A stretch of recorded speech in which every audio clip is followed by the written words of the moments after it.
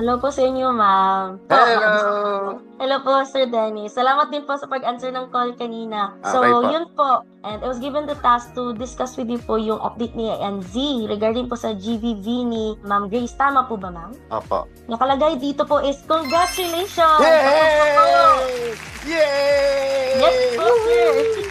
Ayun. Oh, Approve na po. congrats, bro!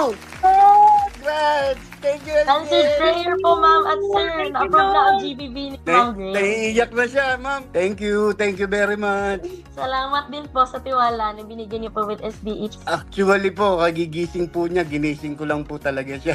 Ayaw na magsalita eh. Oh. Thank you So, po, ma'am.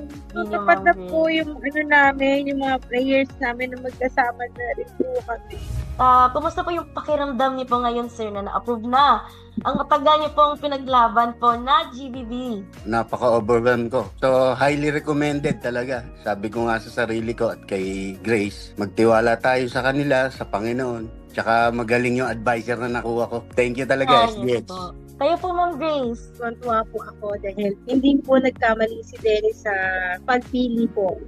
Bilis nga na sagot yung mga prayers namin. Thank you po sa inyo, SDS. Ano po yung, would you say, pinakamasakit na part ng paghihintay or pagiging malayo sa isa't isa? Yung na-miss ko siya ng todo-todo. Confident naman ako kasi genuine naman yung relationship namin. At sa tulong ng SDH, number 1 kayo sa akin. Tandaan niyo yan. Yes, Highly thank you, recommended. SDS. Nakatulong po ba yung consultation niyo po? Para din sa kanya, nakatulong talaga. So lahat ng kakulangan namin, iniisa-isa ng staff nyo ng SDH. Pag nag-email kami, agad-agad na i-reply nyo agad sa amin. Grabe, napaka-accommodating ninyo, napaka-hands-on nyo, hindi nyo kami pinababayaan. Yun po. Paano po nakatulong yung consultation na maintindihan niyo yung visa application ni ma'am? Especially sa case niyo po, sir, is not much time with living together. Tama po ba? Yes.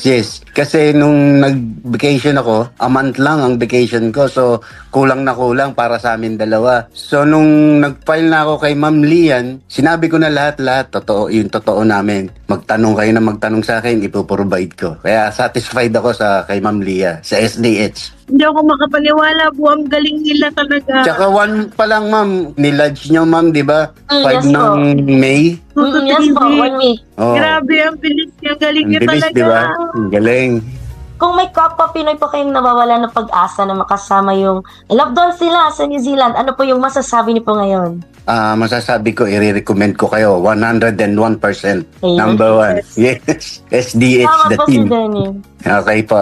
Ayaan nyo po, marami akong kaibigan Pilipino tayo rito. I-recommend ko po kayo lagi. Salamat po, Sir Dennis, at sa inyo, Ma'am Grace. And once again po, congratulations. And I will be sending out po yung e-visa copy ni Ma'am sa email niya po. Yeah, I'm so happy. Thank you talaga. Salamat din po, Ooh. Ma'am Grace. Salamat po. God bless.